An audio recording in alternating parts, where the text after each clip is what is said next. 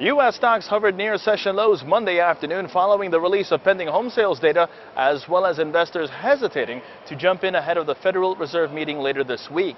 Now, on the economic front, pending home sales, they dipped 0.4% in June, pulling back from a 6-year high from the previous month. However, market attention has already turned to the Fed and its two-day meeting, which starts on Tuesday, and it may give an indication of when the central bank's massive asset purchase program will begin to be cut back.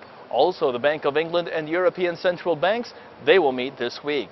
Meanwhile, in Europe, shares traded higher after French company Danone posted better than expected second quarter revenue.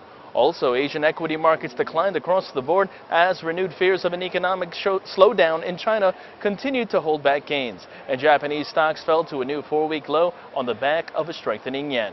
And with the dollar to yen market hitting a new 1-month low of 97.61, leading to a sell-off in the Nikkei, and oil prices steady just below $105 a barrel, it looked to be quite the interesting and negative start for the Dow Jones for the week. Speaking of which, taking a look now to see how the Dow Jones has fared, the Dow is on the downside.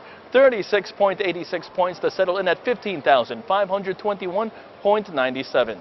In a breakdown of today's major market movers, we first begin with Wynn Resorts, which did trade lower after the hotel and casino operator missed earnings expectations. On the merger and acquisition front, Elin surged after drug maker Perrigo agreed to buy the biotech company in a deal worth about $8.6 billion. Saks, meanwhile, rallying after Lord & Taylor's parent company, Hudson's Bay, said it would acquire the store chain for $2.4 billion. And Omnicom and France's Publicis agreed to a merger over the weekend to create the world's largest advertising holding company with a combined market value of $35.1 billion.